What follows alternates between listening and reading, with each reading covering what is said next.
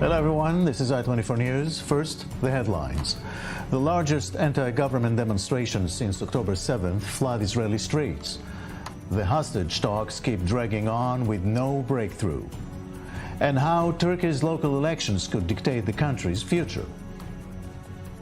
Demonstrations against Israeli Prime Minister Netanyahu have reached a peak since October 7th, with tens of thousands of Israelis on the streets of Tel Aviv last night, and many more expected right now around the Israeli parliament in Jerusalem.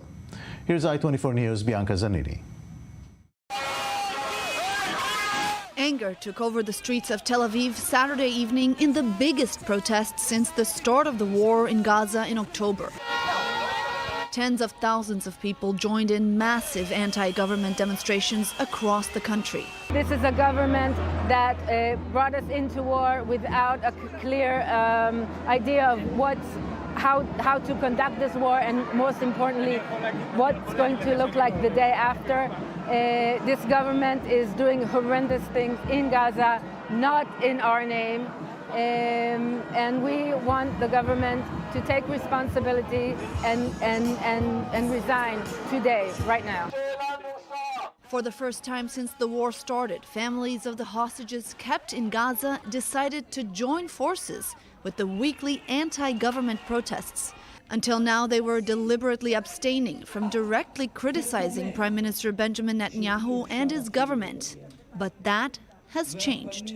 Today we declared that Benjamin Netanyahu, Prime Minister Netanyahu, is the obstacle between us and getting our hostages back.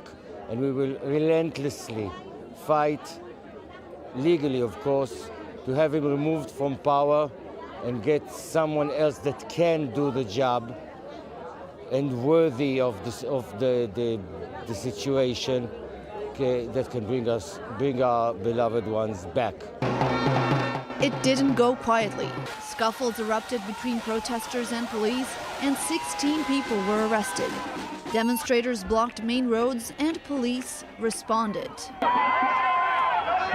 And the protests are set to continue throughout at least the month of April.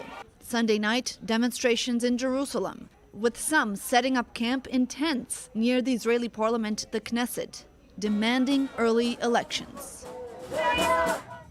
And thousands are gathering in Jerusalem tonight for the largest demonstration to date, demanding elections. I-24 News' Robert Swift is live there in Jerusalem near the Knesset with the latest. Robert. That's right, more and more protesters are continuing to gather here. They've been arriving for about the last 2 hours, and we're expecting them to continue arriving, as some of the organisers have been telling us that buses have been bringing protesters from various parts of the country. Now, there's expected to be speeches taking place a little bit later, and some of the opposition figures are also expected to be here, although it's not clear if they will be speaking or just taking part. Now, it's worth noting that previous to this, as mentioned in the last report, the hostages' families made a strong effort to remain apolitical and to avoid being seen as on one side of Israel's very stark political divide. That seems to have changed in the last 24 hours with the protests yesterday and them continuing into today. We've seen some of the hostage families clearly taking a side, them arguing that they see the current government, specifically the Prime Minister Benjamin Netanyahu, as standing in the way of any form of hostage deal, and therefore they're joining in these protests and ramping up the level of heat that the government is feeling. It's worth noting that they don't represent all the hostage families. Some have remained either apolitical or even in some cases supportive of the government and its approach to Hamas. But for the time being, more and more protesters are arriving here. It keeps getting busier and busier, and the atmosphere actually is beginning to feel reminiscent of that which the 6 months prior to the October attack by Hamas, when the country was riven with political protests. We're seeing much of that happening again here. Okay, Robert Swift, thank you very much. We'll get back to you later for more. Here in the studio is veteran journalist Amir Oren. Thank you very much for coming. Amir, looks like this is a new phase in Israeli public opinion since the wars, since the beginning of what happened on October 7th. What could be the influence of such a wave? It could be very influential, especially if Benny Gantz and Gadi Eisenkot, the two ministers who joined the emergency war cabinet on October the 11th, if they already lost the chance to lead these demonstrations. If they now join them, of course, the demonstrations will be that much more powerful. Now, what is happening is that Israel has never officially published its position regarding the hostage deal.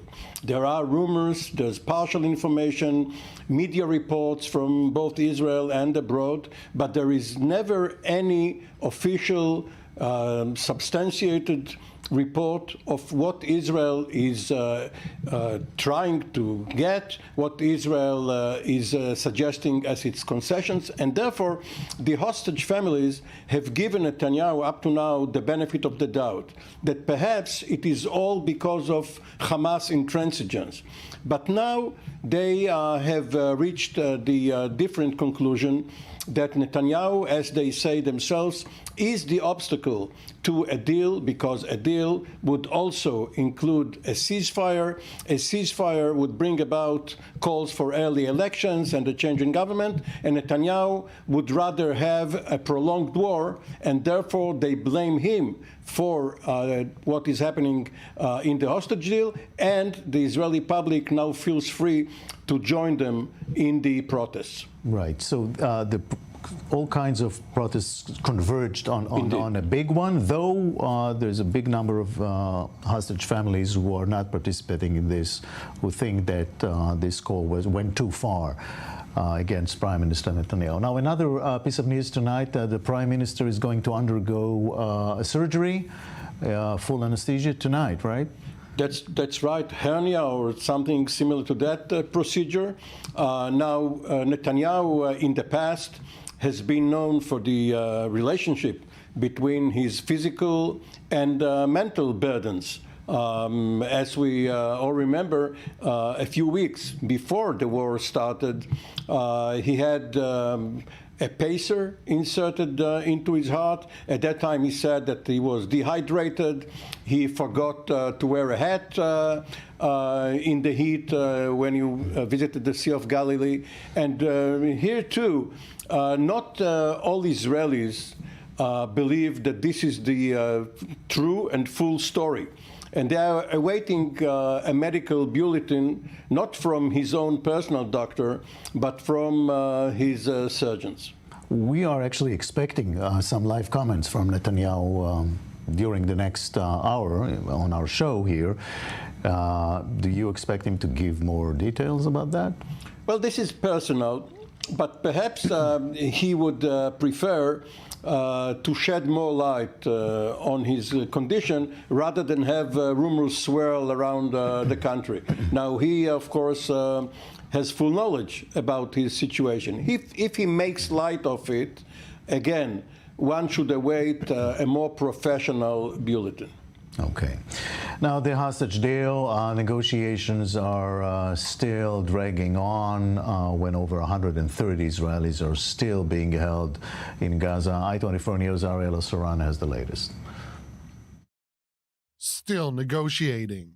Israeli security officials have returned to Cairo after Prime Minister Benjamin Netanyahu gave the Israeli delegation approval to resume the stalled negotiations for a ceasefire in Israel's war with Hamas. Some of the remaining issues that need to be resolved are some of the most difficult ones and areas where there is the most disagreement between Israel and Hamas.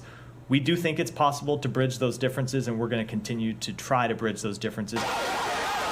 But patience in Israel is running out. After nearly 6 months of war, families of the 134 hostages held by Hamas in Gaza joined forces with longtime anti-government protests in Tel Aviv in the biggest rally since October 7. While in neighboring Jordan, thousands have been demonstrating against Israel for a 7th day in a row near the Israeli embassy in Amman. And the pro-Iranian axis is looking for ways to take advantage of the situation. This is in support of Gaza, in support of the heroic Gazans, with condemnation of the crimes committed by the Zionist enemy, with condemnation of all those who support this offensive or turn a blind eye to it. Ending the Israel-Jordan peace treaty is the most prominent and urgent method of expressing this support.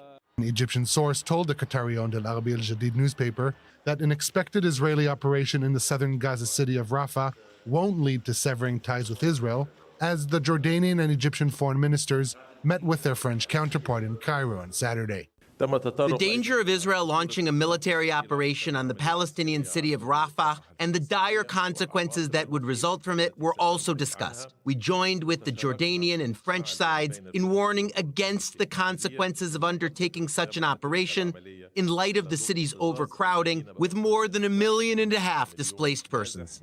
As the IDF's ground operation in Gaza appears to be stagnant, a ceasefire deal doesn't seem to be any closer than it was a month ago.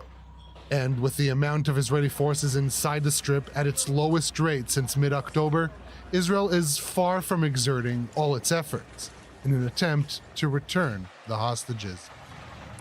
Back to Amir Oren here in the studio. Let's talk timetables a little bit. The end of Ramadan, things in Israeli politics, how everything converges. Yes, the Knesset, the Israeli parliament, is scheduled to go on its summer or spring recess later this week. And therefore, the demonstrations that we saw in Robert Swift's report ahead of the Knesset are supposed to be there 4 days in a row. They are going to be conducted until the moment the Knesset disperses. This is going to be the peak. And of course, this also coincides with the mandatory induction draft notices that Haredi youth are supposed to get as of tomorrow. Yes, so it's breaking news every minute in this country. And now, according to the Attorney General, they are needed to get drafted immediately, and no, let's say, all sorts of exercises on the economic side of this also cannot be endorsed by the Attorney General. So let's distinguish between the law and the practices. Ever since the early 1950s, there has been in the books the Universal Military Service Law, which calls for every Israeli youngster, at first it was only boys, then also girls, at 18, that they should be inducted and serve for 2 to 3 years. But in practice, 2 segments of the Israeli society were exempt. The Arabs, because it would pit them against their brethren and for security reasons, and the Orthodox, even though Ben-Gurion, the first prime minister and defense minister, only exempted 400 of them.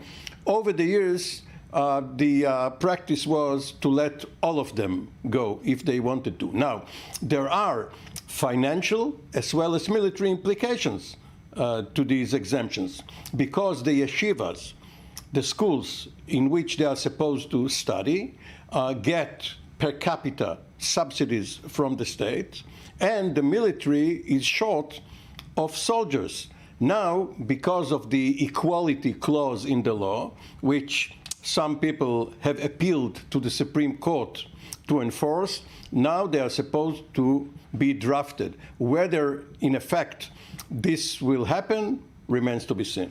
So many things, one government during a war. The kids of Kibbutz Be'eri suffered an unbelievable trauma on October 7th, those who actually survived. Recently, some of them went back to their homes. Here's the report about that.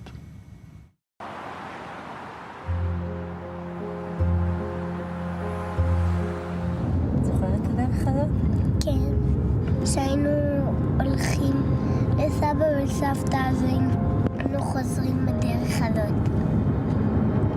אני עוד זוכרת ממש את הדרך. זה מצחיק, פרפרים בביתים. אני כבר מחכה להגיע ולראות את הבית.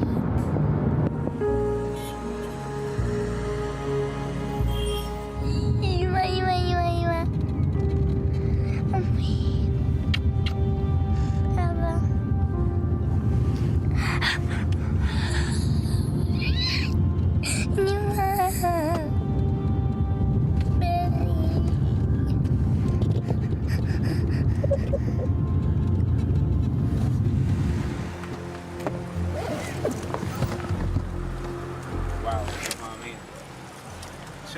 Hello.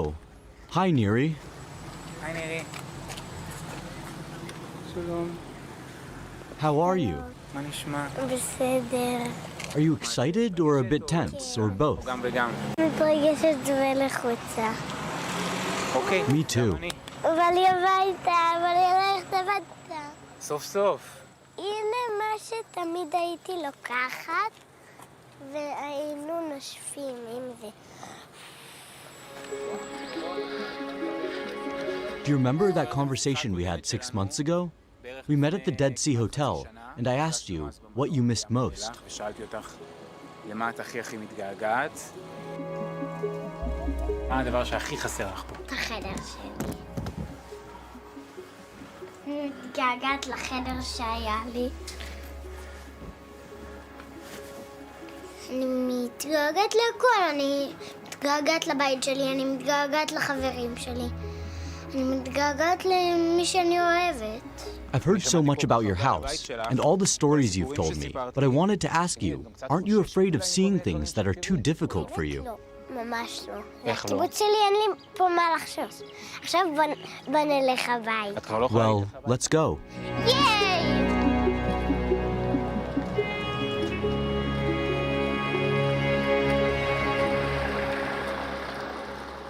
וואו. מה קורה? בסדר. שלום.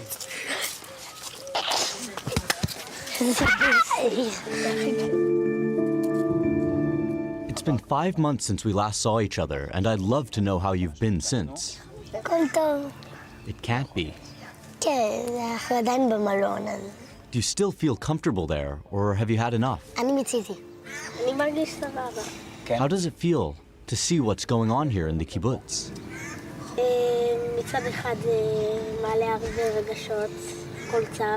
מצד שני זה כיף להיות. איזה רגשות? What kind of emotions do you feel? עצב, כעס, הפקרות. I'd like to ask you what has changed since the last time we saw each other. האחרונה שלנו. ספרו לי קצת. הם הסתפרו. כלום לא השתנה. חוץ מה שהברכה נראה לי נסגרה. פעם קודמת שנפגשנו סיפרת לי ש... The last time we saw each other, you told me that every Friday night you would have trouble falling asleep. ללכת לישון. כן, וזה יקרה עוד פעם. Is it because you don't want to wake up on Saturday morning and experience what happened all over again? הייתי מכנסיים בארי ואני מפחד ללבוש אותם. אם אתה נזכר בזה שפרצו מחבלים, זה לא טוב. אבל אם אתה נזכר בזה שיצאת בחיים מהמחבלים, אז זה טוב. ואם אתה נזכר בזה שאין עוד במה להיזכר. נרצחו אנשים. לא מרגיש טוב עם זה.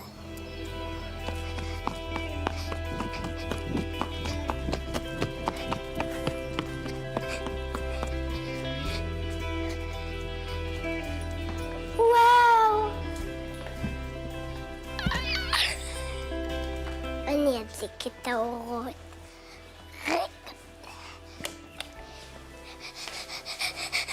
מה יש במקרר לאכול אבא? כלום?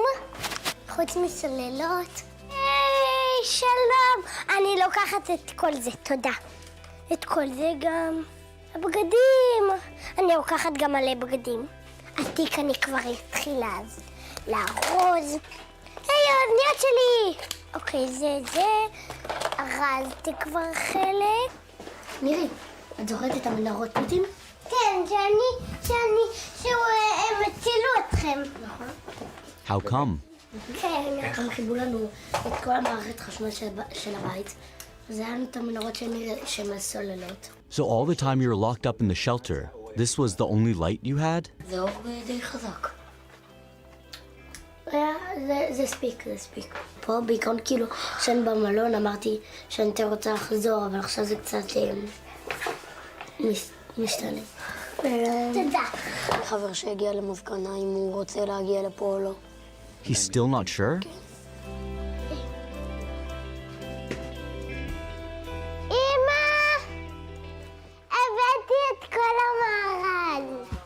כמה זה עדיין... Do you still think a lot about what happened? המחשבות, אני מנסה לשכוח.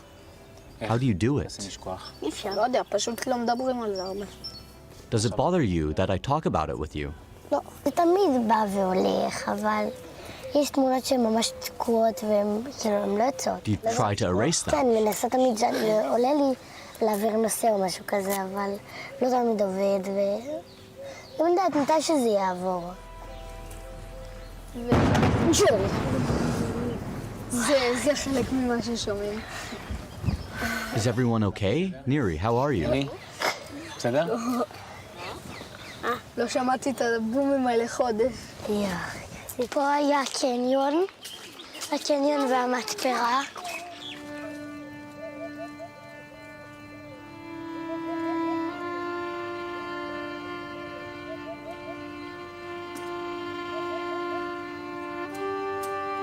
Where are we going? סבתא שלי, שבאו לחלץ אותה, היה יותר מדי אנשים רעים. צה"ל בא לפתוח, ואז הם שפתחו, הם ראו את הגופות שלהם, ואז הם שמו אותם בקבר. What was your grandmother's name?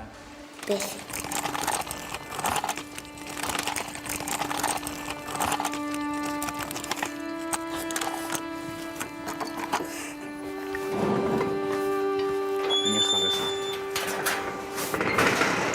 זה הבית שלה. כבר חצי הרסו אותו.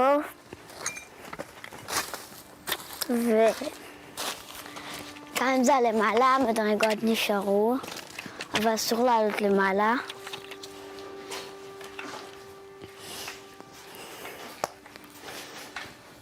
וזה בקושי נשאר. כל זה...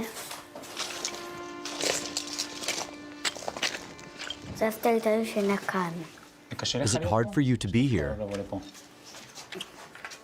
אני אוהב. Can you tell me a bit about your grandmother, Pessi?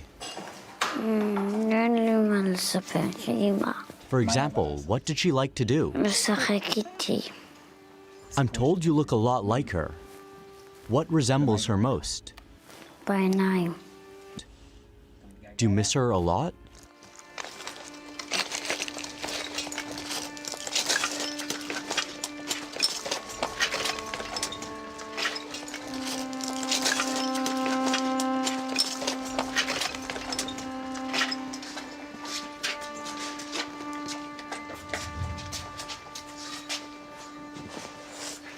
הוא היה בלי. זה הזוגון פה של עמוס. What's Amos's corner? מרכזון כזה שאחרי הצהריים היינו באים לפה. פה יש חורים של היריות. ניפצו קצת את החלון. קצת הרבה. קצת. פאק. לא יודע, יריות.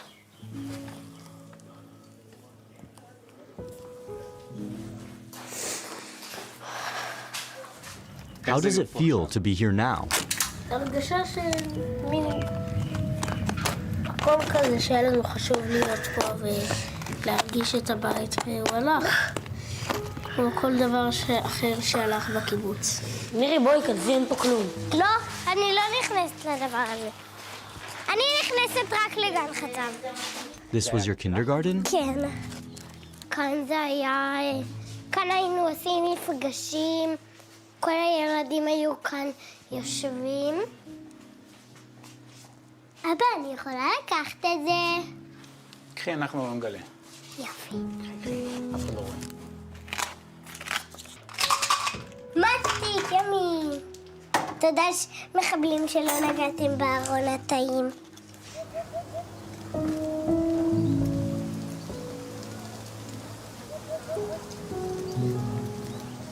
What do you miss most? הבית. לקו. הבית. למגרש כדורגל. יש לנו גם את הדבר הכי חשוב, שזה להחזיר את כל החטופים שלנו. שזה כאילו בינתיים... שאי אפשר לחיות בבארי. כן. לא, אי אפשר לחיות בבארי בלי כל החטופים Do שלנו. you think they'll all come back? כן. Do you think about them a lot? אני מנסה לשכוח. גופות מאוד. אבל יש את התמונות שלהם. מבארי יש 11 כולל גופות. את יודעת, אני זוכר... I remember when we first met, you told me we're not moving back home. אני לא חוזרת הביתה. עד שהחטופים לא חוזרים. אני לפני שאני חוזרת לקיבוץ, לא משנה מה, אני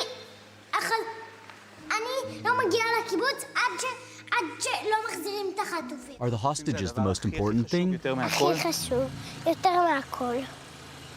אנחנו רוצים שהם יחזרו, ואם אנחנו רוצים, זה גם יקרה. What are we eating? אני לא יודעת, אני רוצה שניצל. שניצל? אני מקווה שביתי. תודה.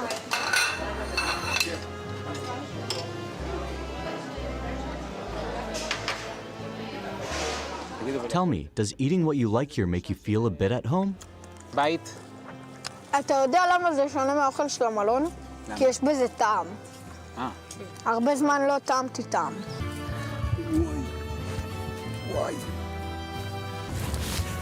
Who wants to come back to Be'eri? אני נתן יד. Is it clear for you or are you hesitating? ההורים הם בדילמה, אנחנו ישר לחזור. דילמה. מה זה דילמה? דילמה זה התלבטות. אנחנו לחזור, אבל ההורים צריכים להחליט. We'll take a short break and we'll be right back here with more special coverage of Night 24 News. Don't go anywhere.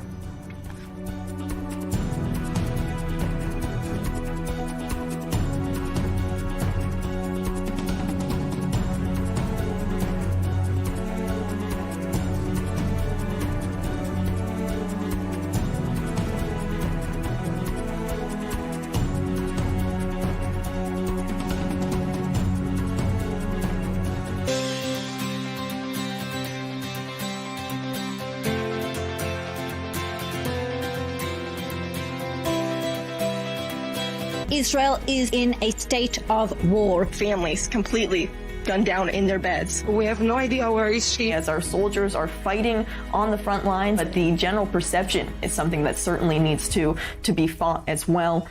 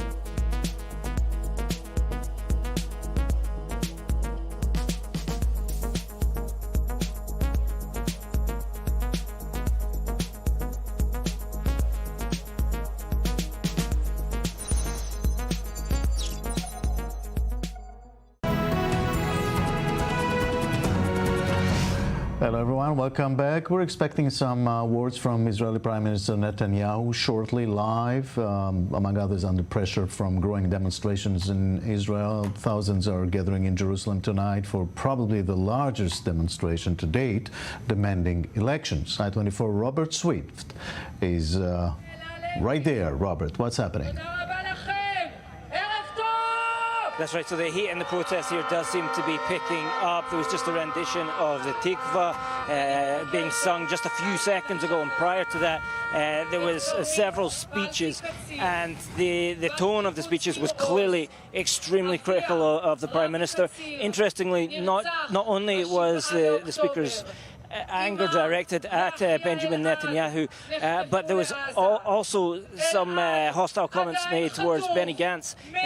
His decision to enter the government was described as understandable, but the decision to remain there now 6 months afterwards, it seemed to be not something that the speakers were happy with.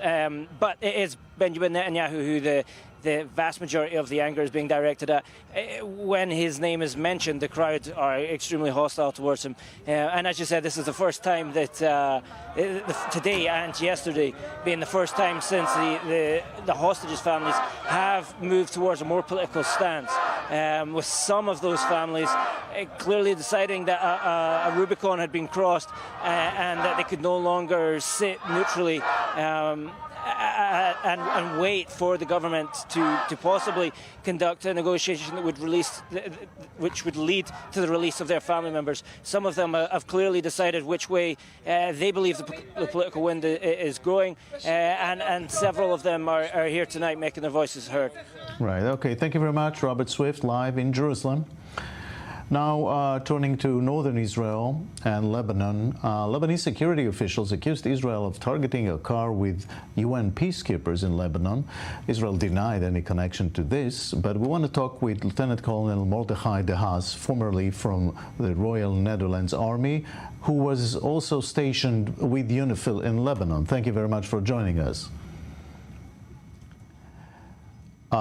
First of all, it is a bit strange, this incident over there in Lebanon. What do you make of it? Well, it's highly unlikely that the Israel Defense Forces have attacked these UN observers. It doesn't make any sense from a public policy point of view, because Israel has difficulty enough in its international reputation.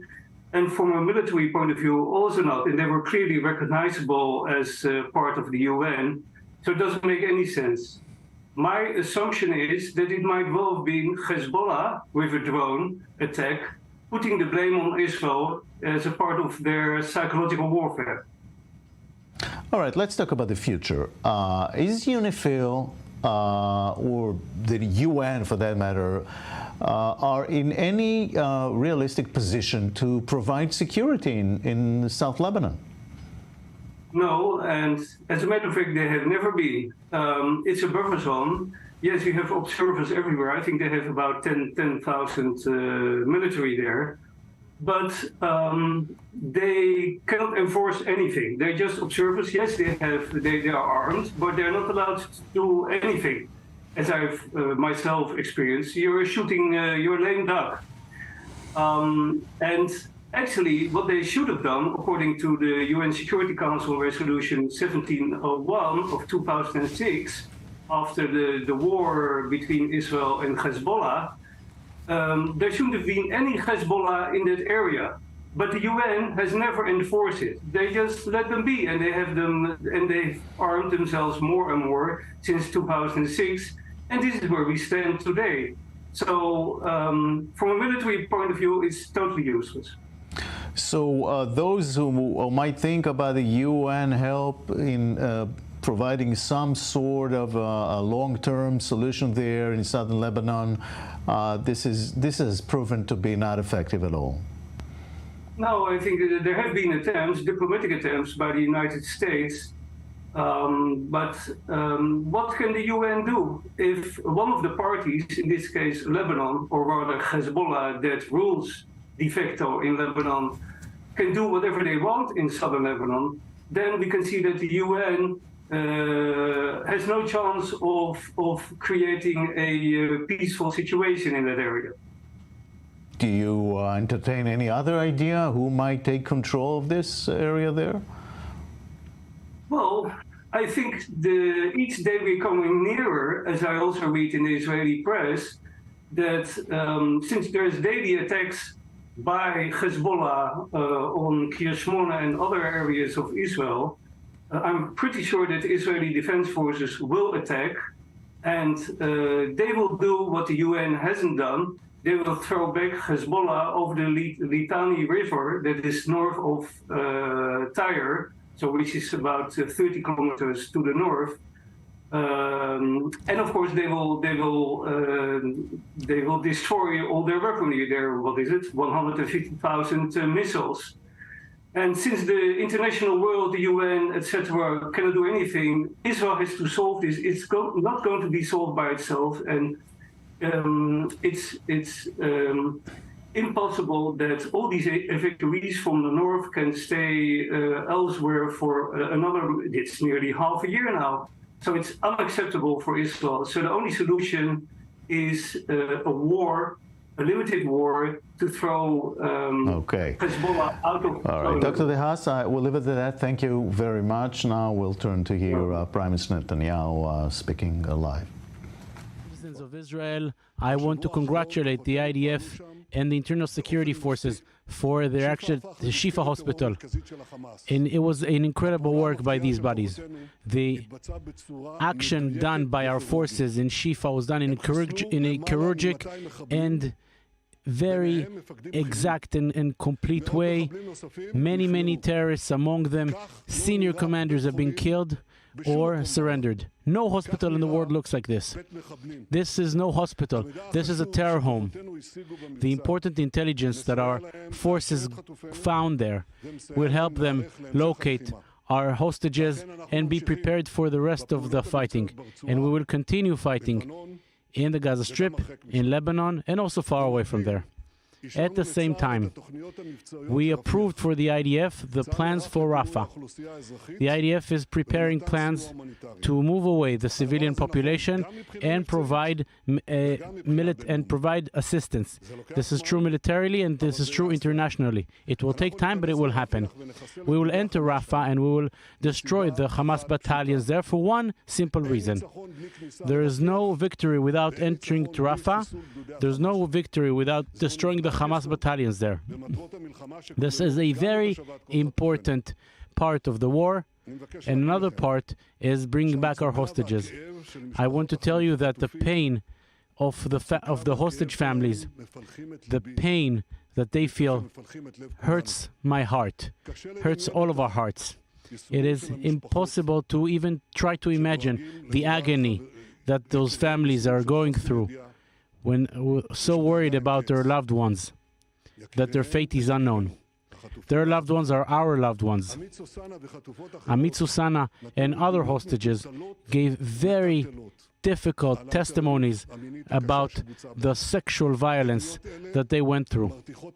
These testimonies are angering, and so is the silence of the women's organizations around the world, which say nothing. Last Thursday and today again, I met hostage families together with my wife Sarah. My wife also sent a letter to the mother of the Qatari Emir, and I still wait for her response. We listen to the families. We hug them. I understand their agony and their will to do everything to bring back the hostages, and I am part of this will. As a Prime Minister of Israel, I will do everything possible to bring our loved ones home. Our efforts to bring our hostages continue all the time. Every time that there's some intelligence about them and the operational needs allow it, I authorize missions to bring them out. But the main thing happening in Gaza is a combination of fighting on the ground and a very very stubborn negotiation. I work around the clock to bring all of our hostages back. I do this with a balance between the pressure on Hamas and whatever we can do in the negotiation. Whoever does that, I'm not doing everything to bring back our hostages, is making a mistake. And whoever knows the truth and continues to tell the lie brings more pain and agony to the hostage families. As Israel showed more openness in the negotiations, Hamas is hardening its stance. Hamas is asking to bring back all of the residents of northern Gaza, including Hamas terrorists. These demands by Hamas have security ramifications that I cannot speak about. With all the difficulties, the negotiation has to be done with a cold head, because this is what is needed to bring back our hostages. If we make more and more concessions, that will bring a deal. It's opposite to the truth. Such a stance does not bring the release closer, it puts it further away. We need not just to show that we are ready for a deal, but we want to bring everyone back. The cause the cause for an election now in the middle of the war and just ahead of the victory will paralyze Israel for months, 6 months or 8 months. They will paralyze the negotiations deal.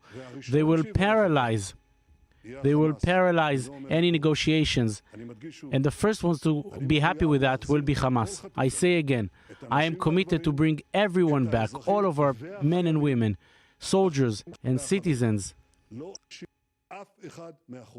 I will not leave anyone behind. God willing, we will continue to work, we will continue to fight, and we will continue to win together.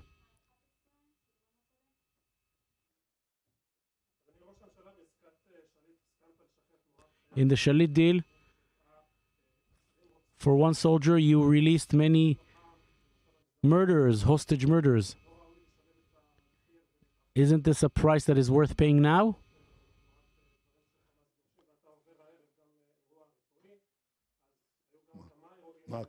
And also today you're going through a health procedure.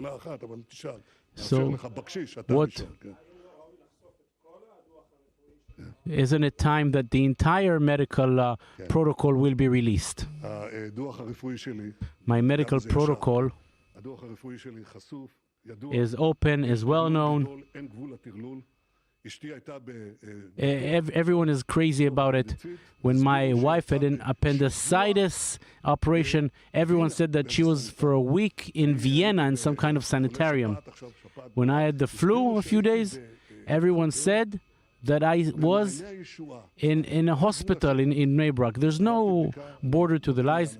I did go through a test. I thank everyone who called me to worry for my health, including journalists, and I promise you that I will go through whatever I have to do successfully, and very fast I will be back. As for your first question, please repeat it.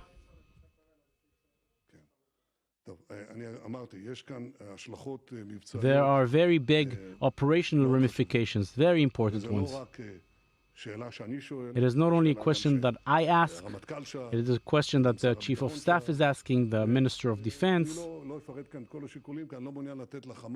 I will not say everything because I don't want to give Hamas all of the information, because I want to succeed in the negotiations. Not just to look as someone who's making his best, but actually succeed. This is how we acted when we brought back half of the hostages, and this is how we'll act to bring the rest.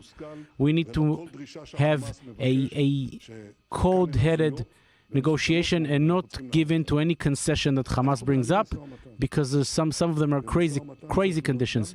This is a negotiation.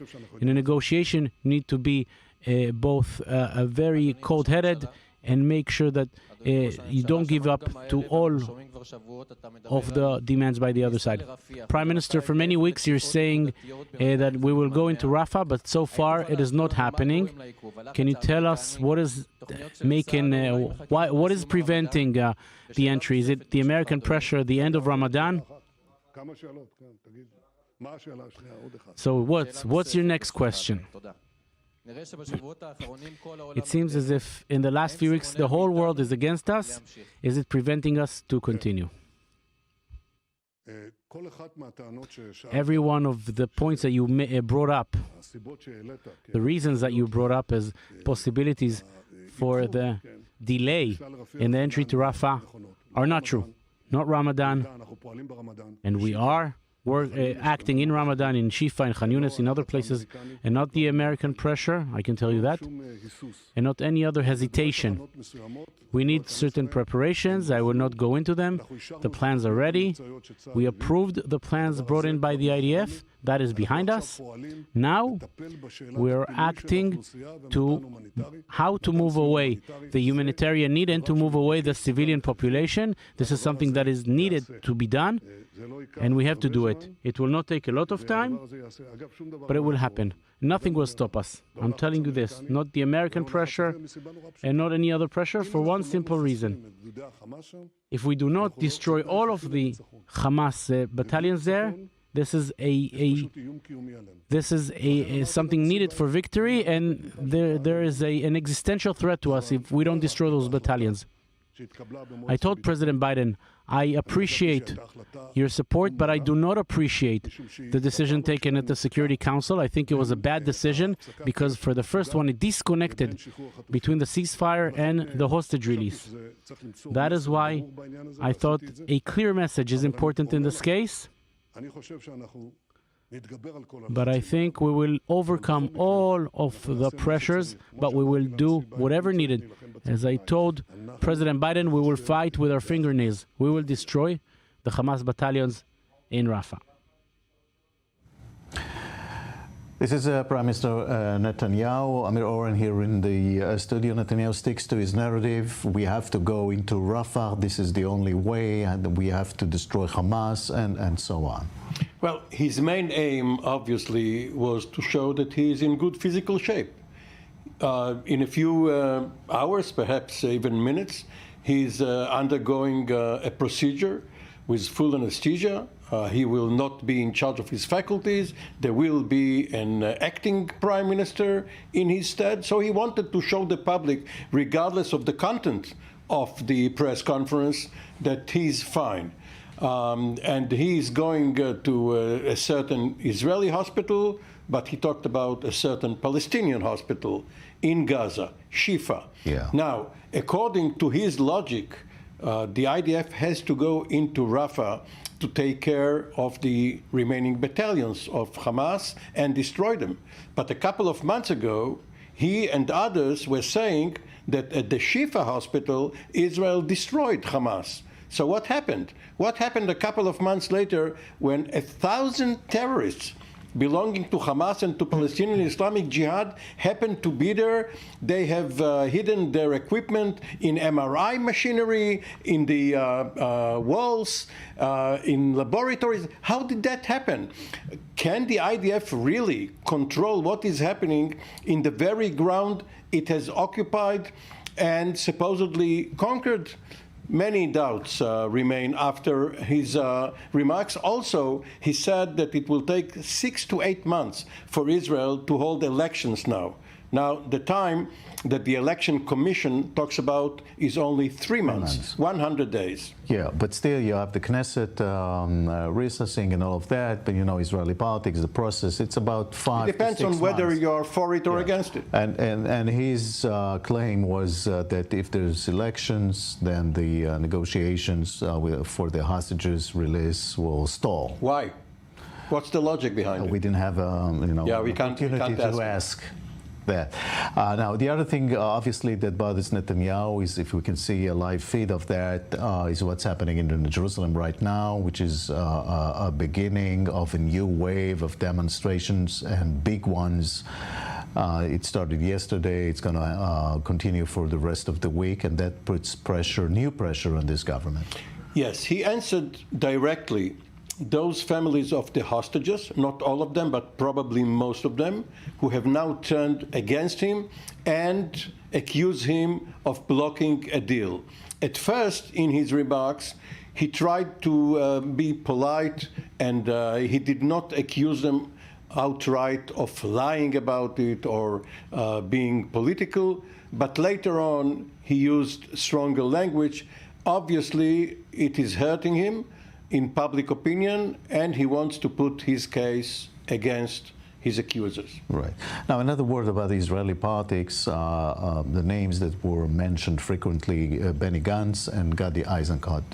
They joined this emergency government a couple days after October 7th. 4 days to be exact. Yeah. And apparently they are waiting for a deal, for a hostage deal. Maybe this will end their tenure.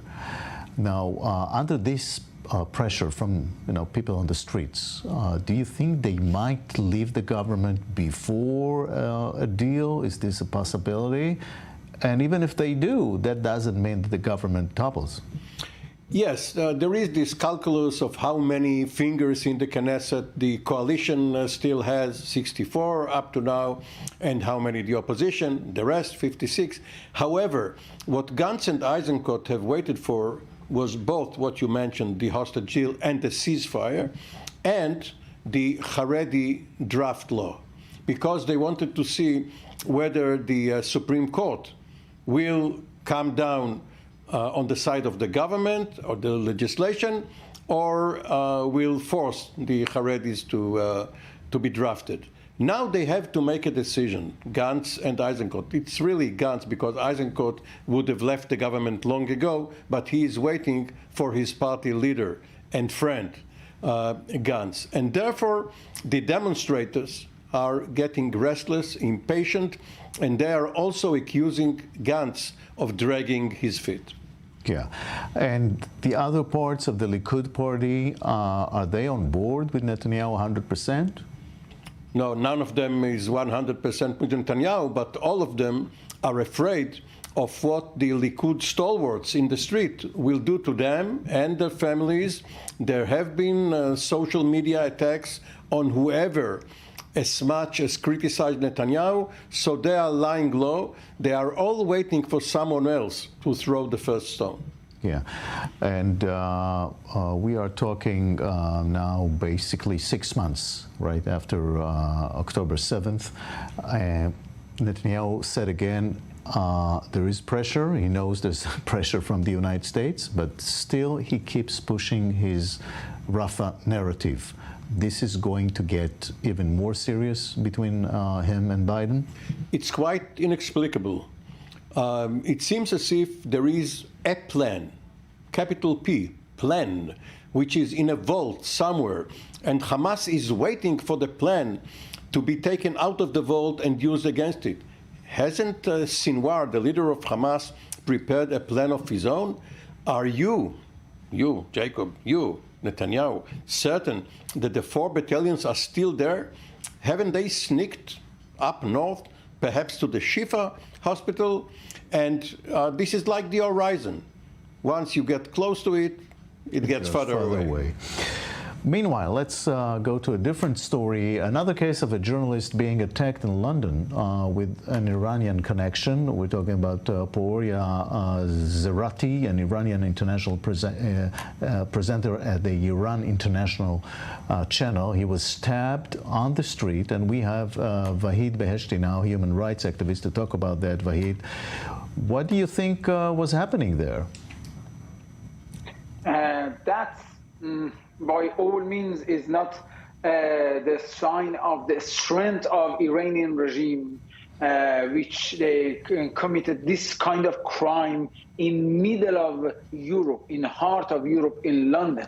This is the sign of our weakness here in London, in Europe. This is the weak policies of European politicians, because we are not taking the threat, the existential threat of Iranian regime about our societies. I am in DC for past week, since last Monday. I am here, I'm having 10 to 12 meetings every day with policymakers, with influential people in DC. I have a lot of meetings in the UK. I was 2 months ago in Israel. I gave a speech in Israel, raising awareness about the existential threat of Iranian regime. And now, as I was speaking last Thursday, I gave a speech in Congress exactly focused on the existential threat of Iranian regime. And now we have this incident in middle of London.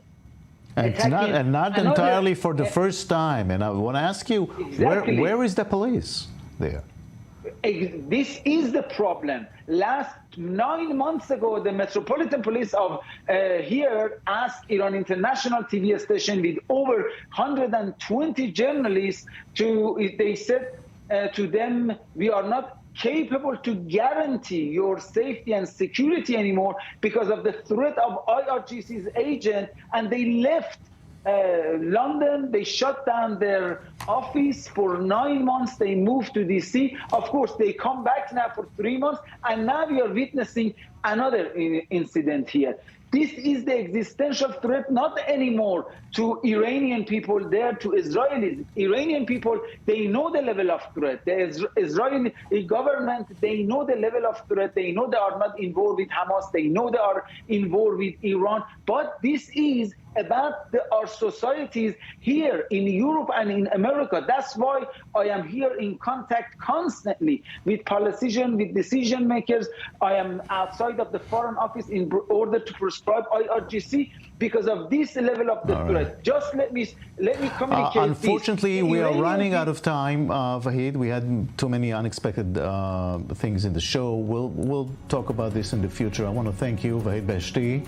And this is it for now. Stay tuned for more news with Kalev Ben David, and have a good night from Tel Aviv.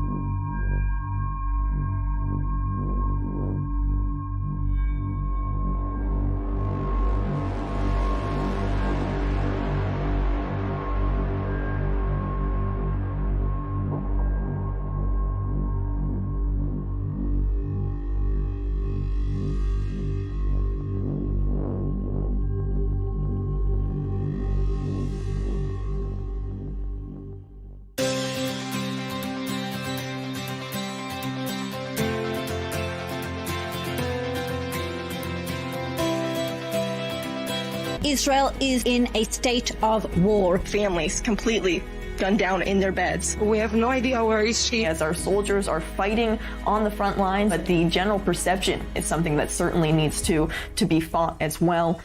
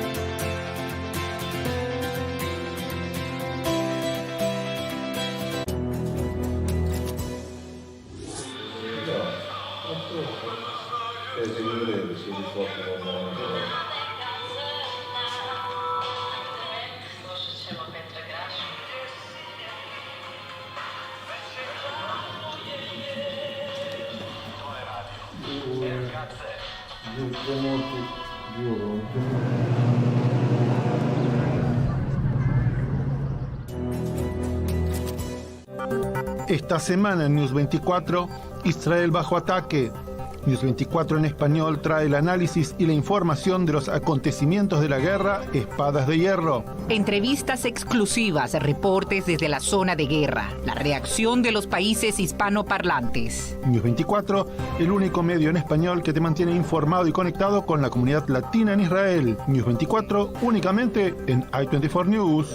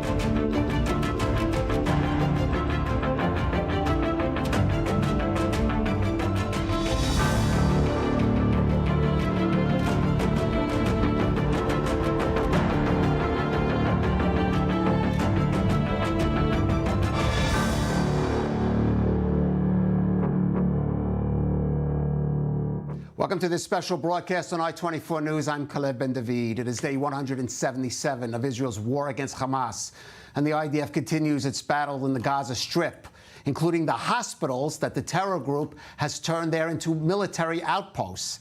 The IDF struck a command center of the Palestinian Islamic Jihad in the courtyard of the Al-Aqsa Martyrs Brigade in the Deir al-Balah quarter, taking out the operative station there.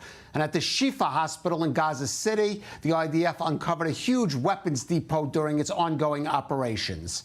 A terror attack today in Beersheba as a knife-wielding assailant is shot dead by a soldier in the city's central bus station after stabbing two Israelis who suffered moderate to light injuries. And in Cairo, Israeli officials are preparing for the renewal of talks with Egyptian, American, and Qatari mediators for a hostage deal. Now, this afternoon, Prime Minister Benjamin Netanyahu met with the parents of female soldiers being held captive in Gaza. While outside, demonstrators began a 4-day protest demanding the government show more flexibility toward gaining their release. Now, this follows last night's protest against Israel, the biggest since October 7th, with hostage families joining forces with anti-government demonstrators, leading to roadblocks, scuffles with police, and over a dozen arrests. Our senior correspondent Bianca Zanini has more on that. Anger took over the streets of Tel Aviv Saturday evening in the biggest protest since the start of the war in Gaza in October.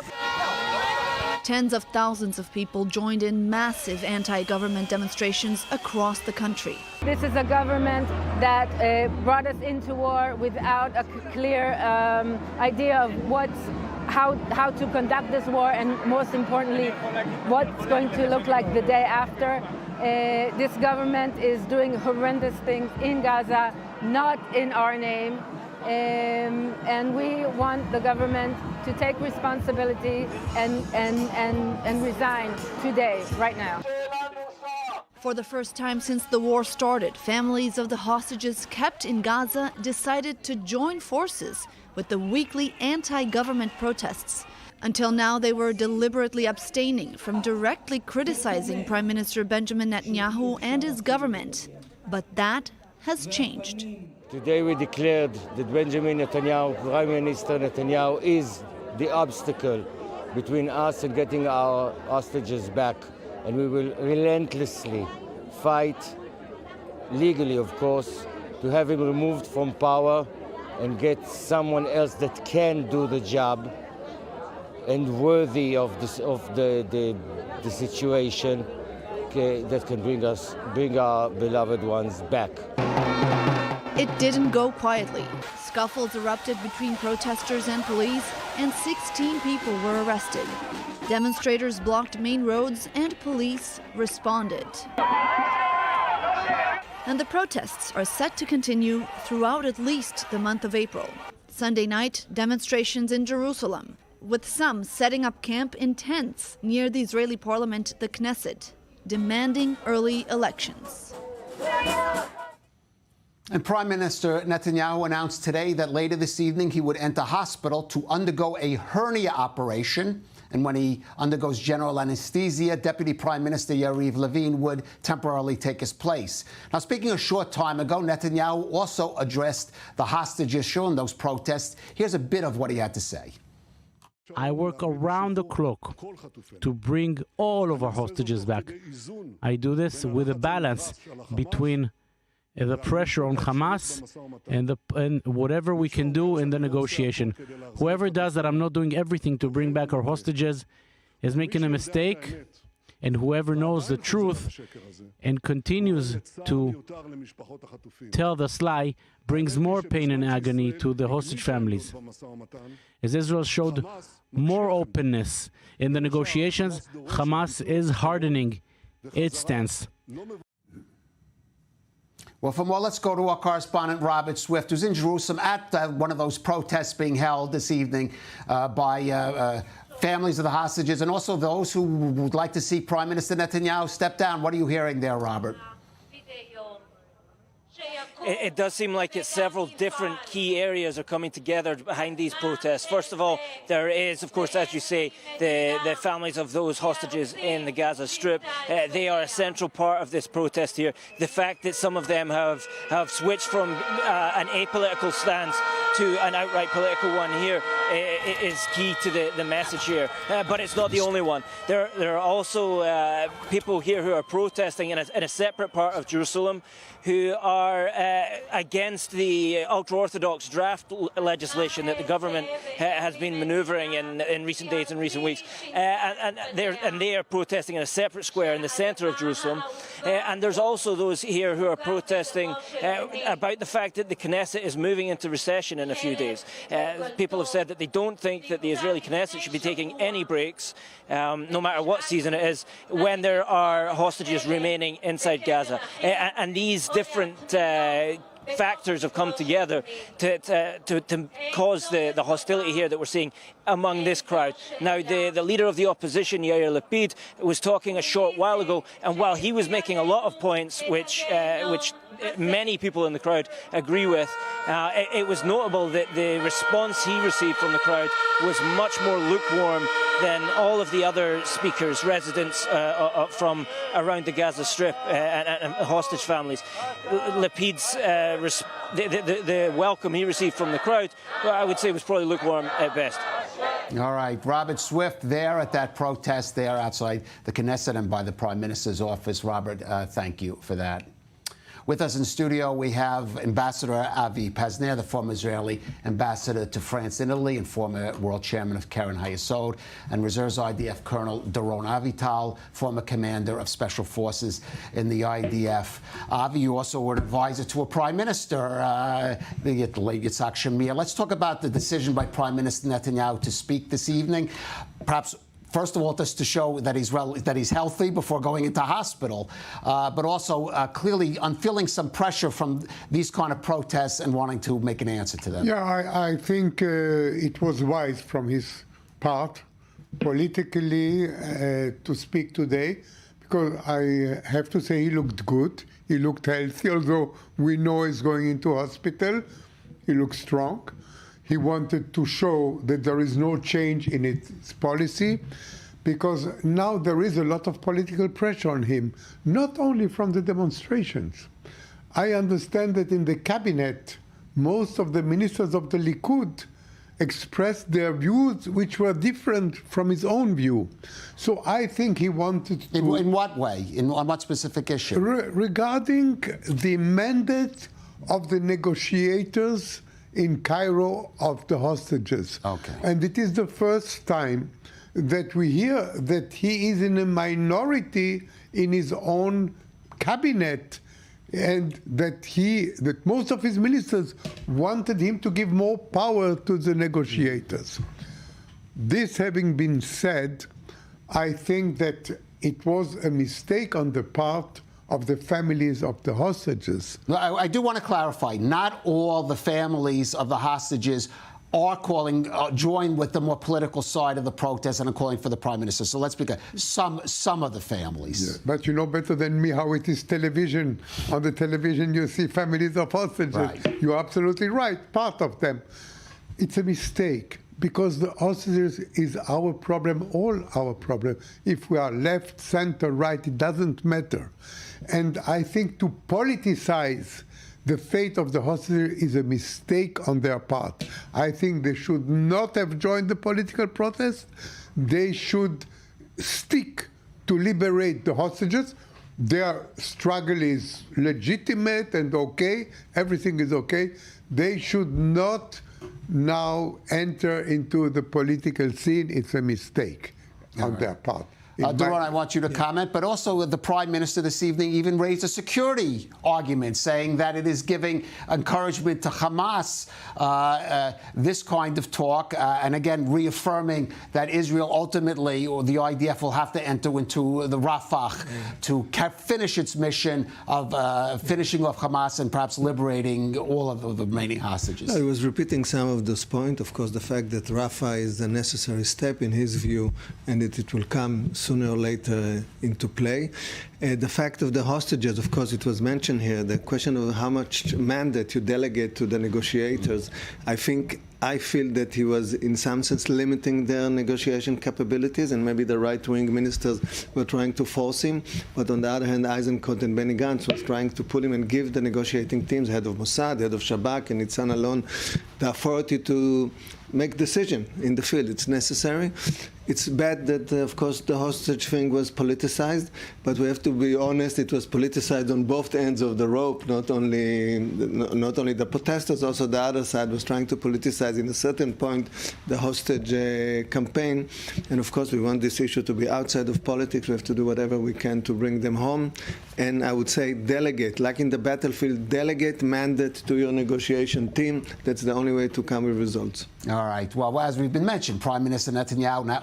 But I am sure, I'm sure that Netanyahu wants to see the hostage liberated. It's a great achievement for him. Of course.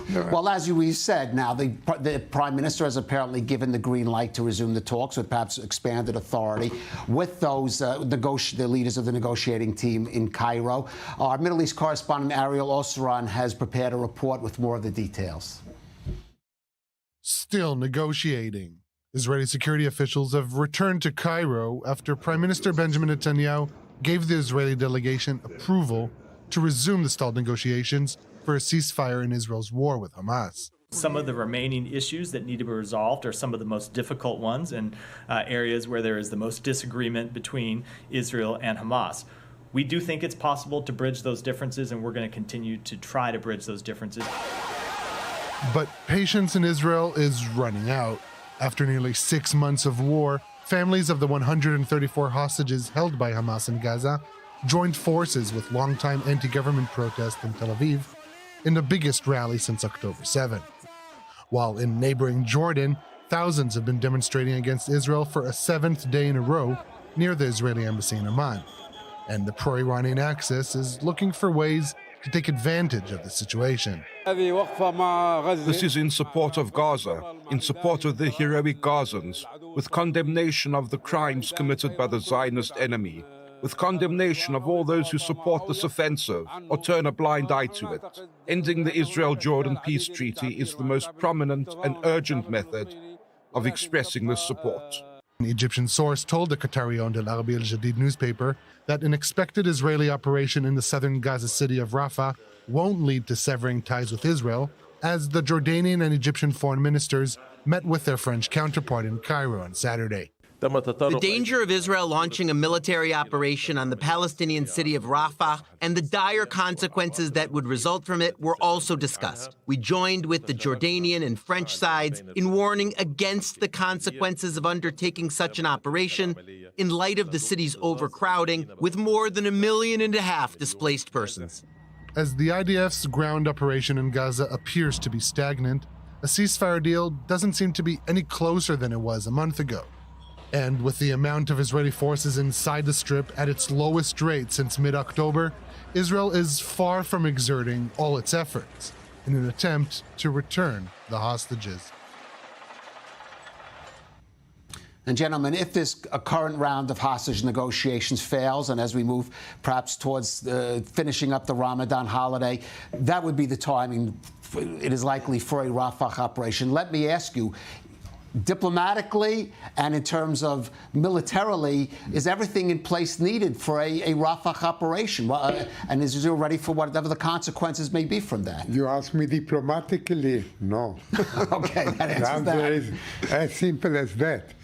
We still have not yet have the okay, not the okay, but you know that a delegation, an Israeli delegation, should have departed from Washington last week to discuss with our American friends how to go about the Rafah situation. First of all, Israel has to try to evacuate the civilian population. There's 1.4 million refugees in Rafah. How do you do that?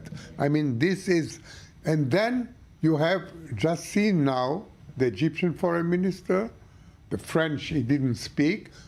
We've seen the images of what's going on in Jordan. The key, obviously, is the Americans. And the Prime Minister, just in his remarks, just in the past hour, didn't come out and say it, but we appreciate the support of America, but Israel has to do what it has to do. Seeming that he's saying Israel's going to go ahead even without the green light from Washington. He said so, but I think it's easier said than done. And it is a fact that already for 2 months we hear that the military operation is ready, that the army has all the instruction, but the operation is not going ahead. And I do think that an effort with the American is needed in order to see whether it should go ahead or whether there is an alternative. Well, that's what we ask about alternative, because we do hear the Americans and even on the military side saying, well, there are other ways to deal with Hamas, pinpoint operations in Rafah.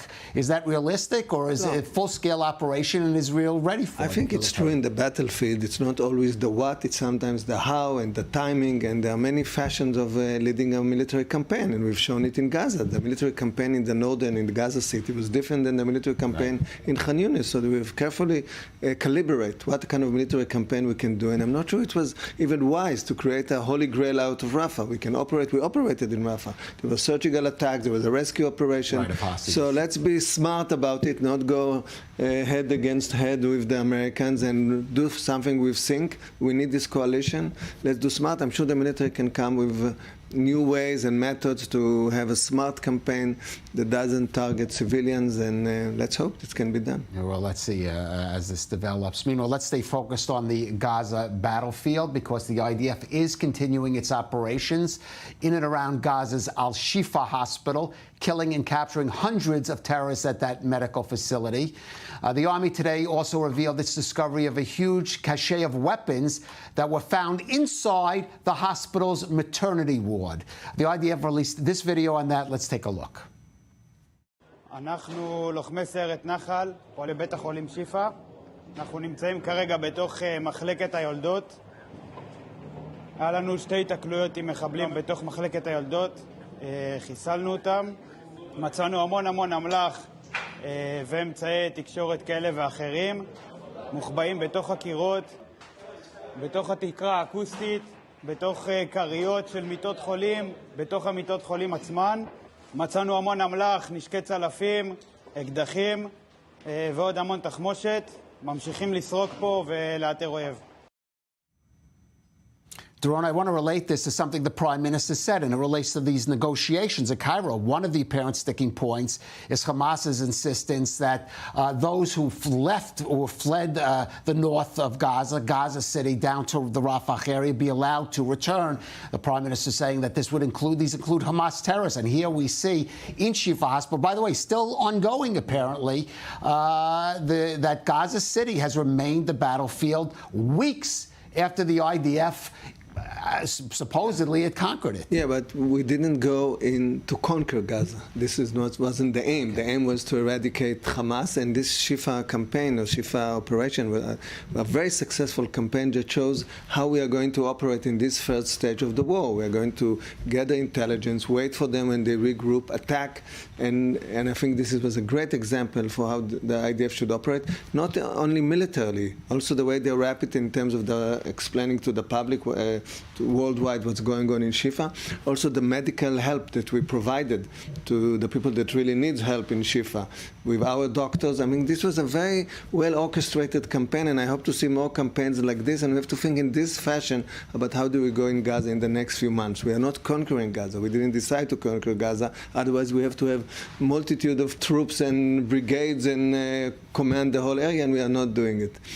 Yeah, in terms of the northern Gaza, if indeed the Hamas terrorists will come back, this would require us to do a very clever selection, facial recognition, to try to see that if we allow some to go back, it's not Hamas terrorists. But still, again, we can try and catch them even if they do this, as we did in Shifa. Right, Avi, more campaigns like this, but if you look at international media or public arena, false reports that have been demonstrably proven false, such as Israel taking out and killing doctors or killing or executing patients in and around Shifa, get more publicity, even after they're refuted, than, for example, this kind of report coming out of today. Out of the you know, for example, you have Al Jazeera, who is reporting from Gaza, a series of lies. And I watch foreign television, I watch American television, French, British television. They buy this. They show this stuff of Al Jazeera with the permission of Al Jazeera. There is a whole campaign going on, and you know, there is a sensitivity with the word hospital. The moment you deal with a hospital or you clean a hospital from terrorists, you have a problem. Because, you know, people do not understand that the Hamas has retaken the Shifa hospital, rebuilt its capacities within the hospital, and that Israel, for 3-4 months ago, claimed that the hospital was clean of terrorists, now has to do the job again.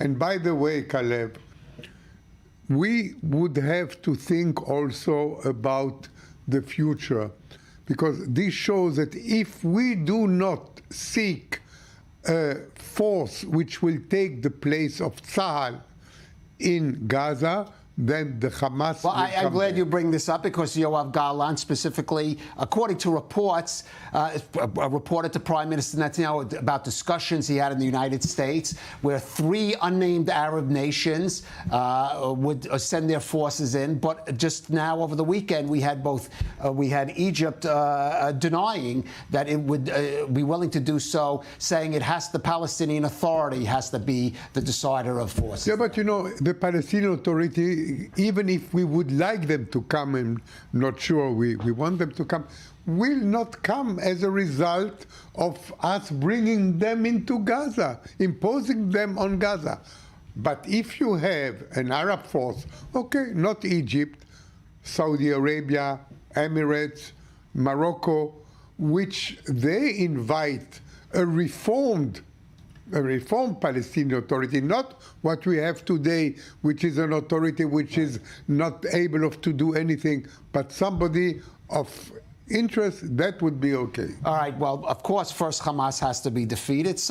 Let's take a listen to what Defense Minister Gallant had to say today while visiting the Paratroopers Division at their HQ. Let's take a listen to this. ביחידת רוכב שמיים In the last week or two, hundreds of terrorists have been captured, and what they say about what happened to them tells the whole story. They say that Hamas is collapsing from within. The prices they pay are very heavy. The terrorists themselves testify that they can no longer carry this burden.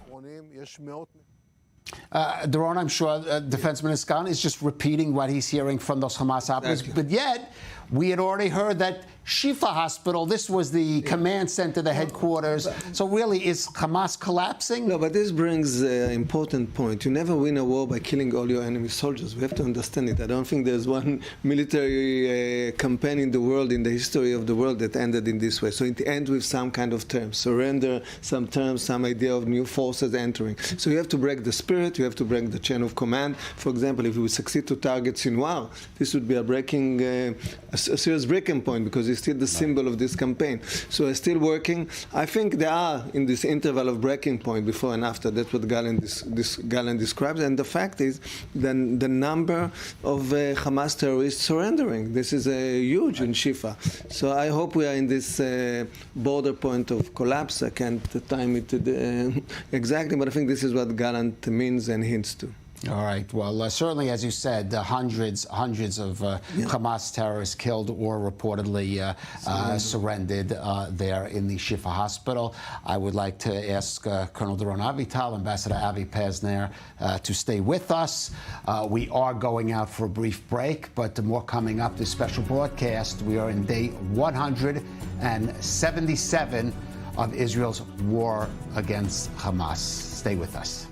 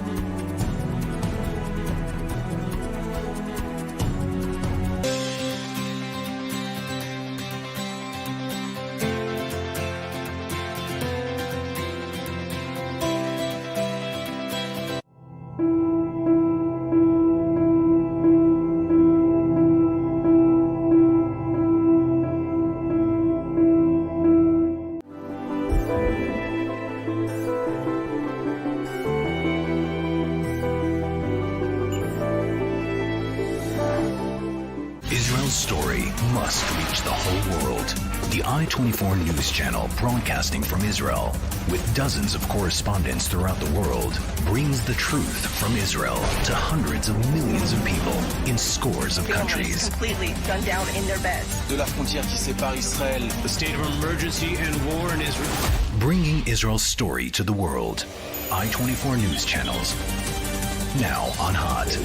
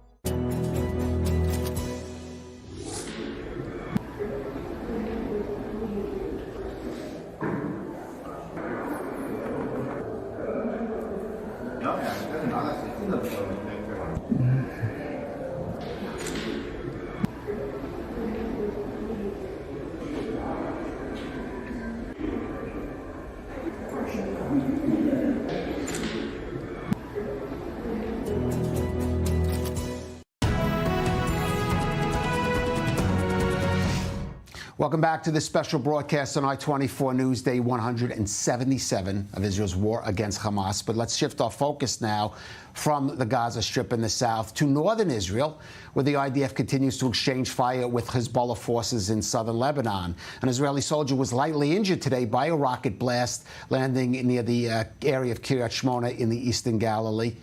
For more, let's go to our correspondent, Zach Anders, who is in northern Israel. And Zach, let's update it. More firing on the Israeli side, and this in the last few hours, reports of Israeli retaliation there. Yeah, and Kalev, if you zoom out for a moment, too, this weekend had every player involved. We saw today the Lebanese Armed Forces reporting that they had a casualty, an injury, does not sound severe, at LAF base in southern Lebanon. UNIFIL forces, the United Nations peacekeepers, came under fire. That's still surrounded by much mystery. We don't know who it was that fired upon them. Fortunately, I was told that all involved are stable and going to be okay. We also have today in Kiryat Shmona an IDF soldier wounded by earlier fire from this morning. Hezbollah taking credit for that attack, and we see the IDF responding by firing on several positions throughout southern Lebanon. By this count, at this point in the night, over 10 different places throughout southern Lebanon have been hit by apparent airstrikes, including a vehicle that was in transit just a few miles from the border. The IAF says that their aircraft struck Ismail al-Zin. The IDF is describing him as a key operative inside the Radwan forces of Hezbollah, that he was involved in one of the anti-tank missile units. These have been pestering the border since the beginning of this conflict, very deadly. The incident involving this airstrike on the vehicle, we've often seen senior Hezbollah and Hamas commanders in the field targeted when they're in their vehicles, when they're in transit. So this is no different. Does not appear that there was any collateral damage, any bystander casualties, that this vehicle that was struck, the occupants, right now we don't know if there was anyone else in the vehicle or if it was just this senior commander that was in there at the time. But Hezbollah, within the last half hour, has come out and released his image and said that he is a martyr. He's been killed in this strike, so confirmed on both sides. One of the more apparent things at this hour being the involvement of this senior commander. We had been told, or at least we had learned through Lebanese sources, that the Radwan forces were in recent weeks fearful of these IDF strikes, that they had been cutting deep into the leadership and the officials of Hezbollah. Some of the more experienced men who had fought in Syria with combat experience were the ones that were being picked off, so that they had moved north and tried to escape some of the fire in the south of the country. So it is interesting to see this movement, this Radwan force member involved in a strike near the border again in southern Syria. Of course, time will tell how that all adds together and where Radwan forces are currently in the country.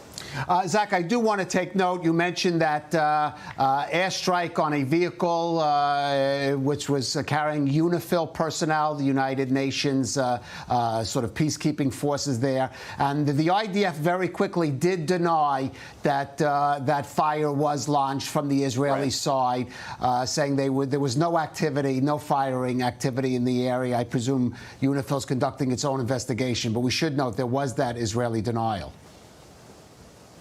Yes, yes. It's good to point out, too. And that, at first, was very confusing because the Lebanese sources were calling this a airstrike on a vehicle. And that immediately to all of us was, well, how could that be? Because these UN vehicles are bright white and they have the large lettering across the hood.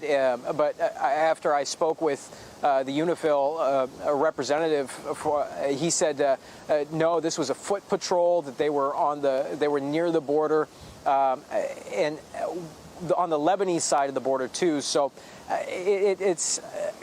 we've got the IDF coming out very quickly saying they were not involved, and the only other, of course, players in this arena that I should say, if you really want to get technical, you've got several militant groups all around in this area.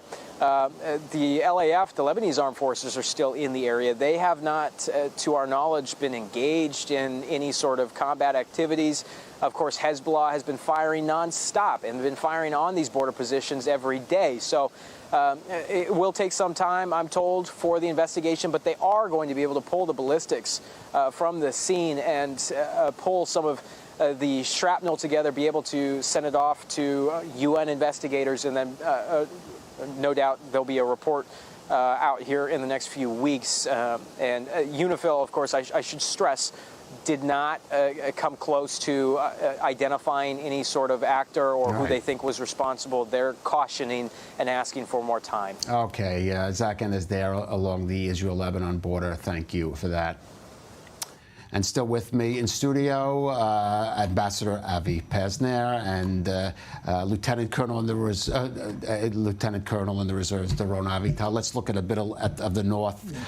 Clearly, every day it seems Hezbollah is paying a price. It has to be said, a serious price, as Zach just confirmed. But is this going to have any deterrent effect on Hezbollah, on decreasing this cross-border fire at all? I think had we been now, prior to the 7th of October, conducting such attacks on Hezbollah, we would be now in a full-blown war. It means that we succeed to use this span of time, in really hitting Hezbollah in many sensitive places, weapon caches, those targeting that are contributed to Israel in northern Syria, this attack of the deputy commander of this anti-TAC unit, because those anti-TAC missiles were really causing us casualties and surprising us with the range, hitting us some of our bases, for example, Har Meron. So those are great tactical achievements. Of course, the strategic picture is wider than that. We have our citizens away from the border. We keep the equation stretch, the equation of this dialogue in fire between us and Hezbollah. We are hitting Baalbek, which is really deep in the Baca. Right. This is the Beirut Damascus route. This is the logistic backup of Hezbollah. So we are gaining a lot of achievements, and we are gaining knowledge, competency, and we are planning and ready to have a campaign, a bigger campaign if needed. But still, the citizens are not back, and this is the big issue for us. It still is. Avi, I do want to go back to a point you raised earlier about the reformed a Palestinian Authority, and the question also, Doron, saying whether the forces be. There are reports coming out of Washington just this weekend. The U.S., this is after a new, supposedly technocratic government was formed by the Palestinian Authority, which was just sworn in, I think, last Thursday. And now reports coming out of Washington that the new PA is working on a reform of its so-called pay-to-slay system, which is the system in which terrorists or their family, if they survive the attack in prison, or their families outside, are given funds, significant funds, after carrying out terrorist attacks against Israelis. Supposedly, some kind of alternate mechanism is going to be found where either people are going to be encouraged, or jobs will be found for those family members, or their welfare payments will be based more on just general welfare payments. The question is this even if this were the case, is this a sleight of hand? Would the Israeli government see this as a genuine reform, as just sort of a sleight of hand to create a cover that would allow diplomatically the PA to put its people into Gaza? Caleb, I think much more than that is needed in order really to get the Israeli government accept the Palestinian Authority presence in the Gaza Strip. You see, what is the problem with the Palestinian Authority? Look what is going on in Judea and Samaria. It's catastrophic from the point of view of security. We have to do the job of the Palestinian Authority. They are completely powerless. Not only that, lately there have been cases of officials of the Palestinian Authority taking part in terrorist activities. So here, Caleb, a much deeper reform is needed if you want at all to speak about the possibility of having some kind of Palestinian Authority presence in Gaza. A much more profound changes are needed. For example, you need to have them to be ready to take on the Hamas. Right. Militarily, are they ready to take on the Hamas? Look what's going on in Jenin. Look in Naples, in Tulkarem. Hamas is operating under the eyes of the Palestinian Authority. You have to have here a real change of attitude of the Palestinian Authority, a willingness to take part in the fight against terrorism, and I do not know if this willingness really exists. Right. Of course, the Palestinian Authority is very weak in terms of its agencies, security agencies. We see what's going on in northern Samaria, what's going on in Jenin. They have no capacity to command the territory. We have to do it, that's for sure. But there were different times. There were different times in which the security agencies of PLO, of Palestinian Authority, were actually operating against Hamas as they were their opponents in many respects, and we saw it. And we know how it ended in Gaza. So, in the end, there's no other address. We have to admit to ourselves, and we have to try and help with the U.S. to build the new Palestinian Authority stronger, and then to let them take hold of Gaza. Well, we'll see. Perhaps that will have to wait for an era when Mahmoud Abbas is no longer. Of course, a new leadership, young leadership. You have to have a change of personality. He is unable to do the necessary changes. Well, today, thank you for that. But today is, let's take a note. Today is Easter Sunday, and I wish a happy Easter to all our viewers at I-24 News who celebrate the holiday. Now, the Christian holiday, marking, of course, the death and resurrection of Jesus, is being observed in the land where those events reportedly happened, but in a subdued atmosphere, both, of course, at the Church of the Holy Sepulchre in Jerusalem's Old City, which sits on the site of the crucifixion and the tomb of Jesus, as well as in the few churches remaining in the Gaza Strip that serve the dwindling Christian population there. And at Vatican City in Rome, Pope Francis issued this Easter plea for peace in the Holy Land. I appeal once again that access to humanitarian aid be ensured to Gaza and call once again for the prompt release of hostages seized on October the 7th and for an immediate ceasefire in the Gaza Strip. Let us not allow the current hostilities to continue to have grave repercussions on the civil population, by now at the limit of its endurance, and above all, on the children. And we have with us, I said Ambassador to Italy, you also Ambassador to the Holy See of the Vatican. This is not a new call from Pope Francis, Avi, but your reaction to hearing it, there are some who say that it's been a little unbalanced more towards, for example, calling for a ceasefire. I don't think, Caleb, that it was unbalanced. It is very typical of the Eastern speech of every pope that I remember, calling for peace. This time, of course, you call for a ceasefire because there is now a war going on. But I think he was careful to balance. Let's see that he was even more careful than the Security Council of the United Nations, directly tying the ceasefire with liberation of hostages. But there is nothing new. Pope Francis is very friendly towards the Jewish community in the world. I think he's also friendly towards Israel. And I think that his call for peace is a call that you can hear every Easter, every Christmas from every pope in the last 75 years. All right. That's the supreme call for ceasefire. All right, spoken like a true ambassador, I should say. With some experience. But we do have to note there are some public figures that take a very different tone towards Israel and to the Palestinians well. In fact, as the Gaza war drags on, international backing for Israel's battle against Hamas and to free its hostages can be said to be slowly waning, with polls showing that support is softening even in the United States. Now, as that tide shifts, it's also finding expression in a growing number of celebrities who feel emboldened to criticize Israel and support the Palestinians in the public arena. Joe Brown takes a closer look at that situation. Live from the US, it's declining support for Israel. In a move that would have seemed impossible even as recently as last month, NBC's comedy juggernaut Saturday Night Live opened with a monologue by actor and comedian Rami Youssef, a vocal supporter of the Palestinian cause. Recounting a prayer, he said, "Please stop the suffering, stop the violence. Please, free the people of Palestine. Please, and please free the hostages. All of the hostages, please." But regardless of his all-round plea for peace, someone on a scripted TV show on a primetime US network calling to, quote, free Palestine is a shift in how the war has been portrayed throughout the US media. And that might also represent a shift in how Americans themselves view Israel's war with Hamas.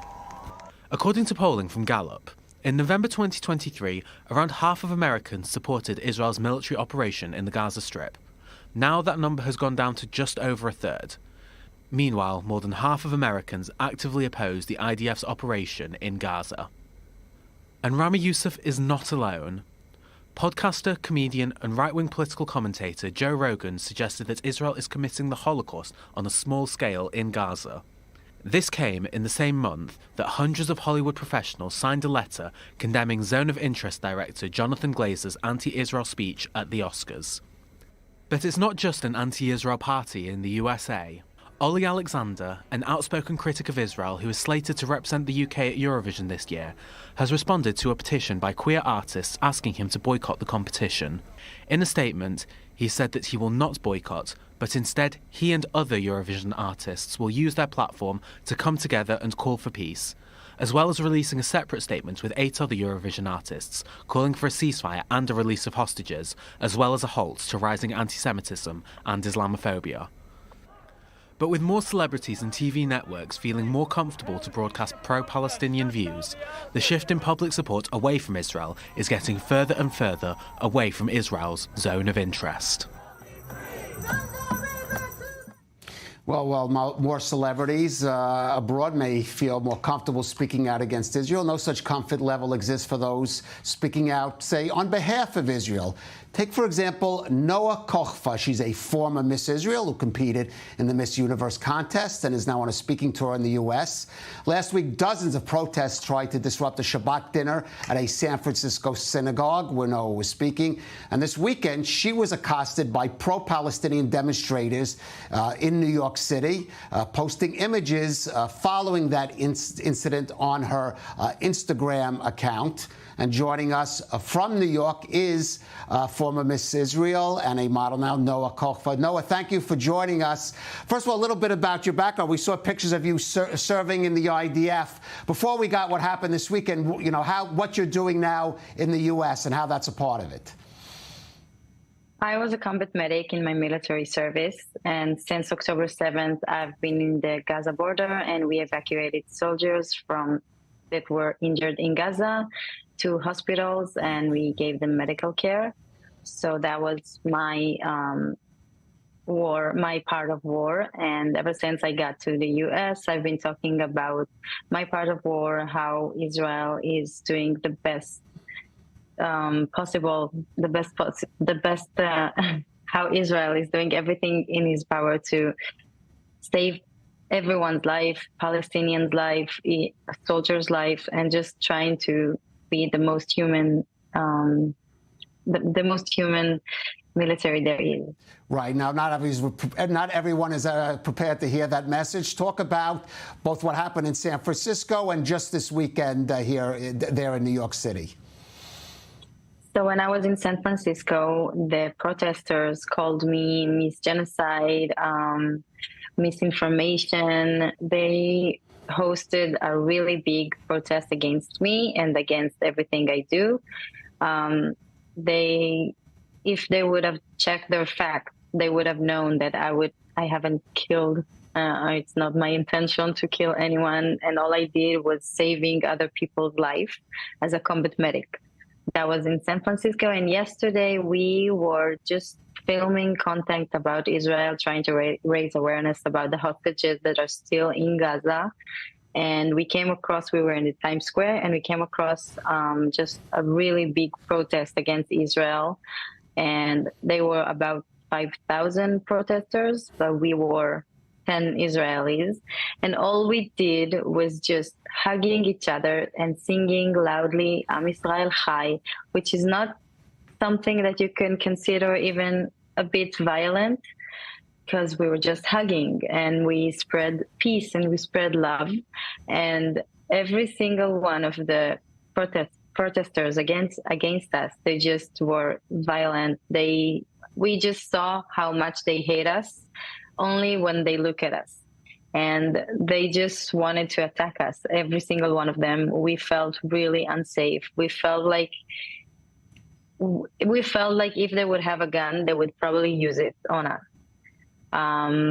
But luckily, we all are safe now. Luckily, my eyes, I have concealer and I have makeup, so you can't see it. Well, what specifically, Noah, we're seeing the footage of you holding up this packet to your eyes. So what actually specifically happened? So I was just standing there, and I had my friend, also an IDF soldier, who protected me because he saw that because I'm a woman, maybe, and I had my Star of David here, and I had my Bring Them Home dog tag, so they know this me, and he was trying to protect me, but there was one protester, he had a sign with a broomstick connected to him. So he just used his broomstick as a weapon and tried to attack me with it. And the broomstick just hit me right here in my eye. Luckily, it wasn't inside my eye, just beside of it, but still was so horrifying, really. Well, let me ask you then about what you're encountering in the U.S. I guess you've seen news reports, but how is it to be there on the streets of New York City, my home city, my hometown, and to see that kind of demonstration and to see that simply somebody even holding, for example, wearing a Star of David or holding Israeli flag is now a target of violence there in New York City, by the way, the city with the largest Jewish population in terms of total numbers in the world? I know, that's something that I find very disturbing, because it shouldn't be something that you should be afraid of, and you shouldn't hide everything that makes you a Jew. I shouldn't be worried if I should wear my necklace or not, because I can't have the feeling of safety. And it's something that people should realize, that the anti-Semitic uprising is happening. And once I saw it on my Instagram, and obviously I saw it because of all the videos that I do on my Instagram, but being there and seeing the hate through us was something that just got me realize how bad the situation really is. Right. So, Leslie, are you going to continue to speaking? How does this impact you and your mission there in the U.S.? My mission is still here. My mission will not be over until all the 134 hostages will be released. We have to remember every single day while we are doing this interview, while both of us are safe, both of us in a warm place, probably, I hope for you, there are 134 people who are currently held hostages by monsters, 134 people who doesn't know when their next meal will be. They don't know if they will live another day, and that's something that we should all remember. And our mission will not be over until every single one of them will be home. That's the only thing that matters now to me. All right, Noah Kochva, we wish you continued success and most of all continued safety and well-being on your tour there in the United States. Thank you for joining us on I-24 News. Thank you for having me. Have a good day. Okay, thank you. Gentlemen, I know what's going on in New York, my hometown, but again, to see something like that is shocking and maybe disturbing of, as I said before, of indication of more serious trends. Of course, you know, part of our strength, all the years of the existence of the State of Israel, the 75 years, was our strength in American public opinion.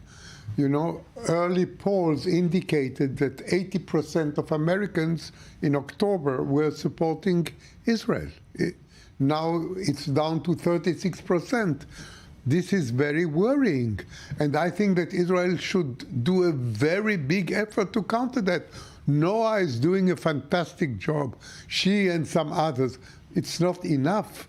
I think we have to mobilize ourselves. We have to mobilize the Jewish community of the United States. I think they are not doing enough. There was a demonstration in Washington a few months ago. One demonstration, 300,000 people. That was impressive. But it is not enough.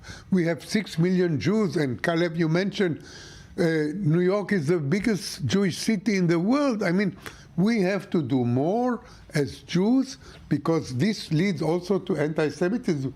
It's not only anti-Israel, it's anti-Semitism. We have to mobilize the Jewish community of the United States to stand up to this criticism.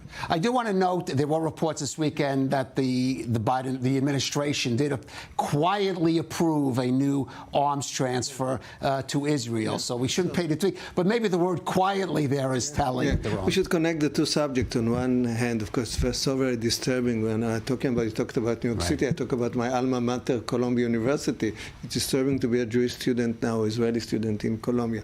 But on the other hand, when you talk about the Biden fact that they quietly, as you said, still give us weaponry, we have to admit to ourselves that we play now in a coalition game.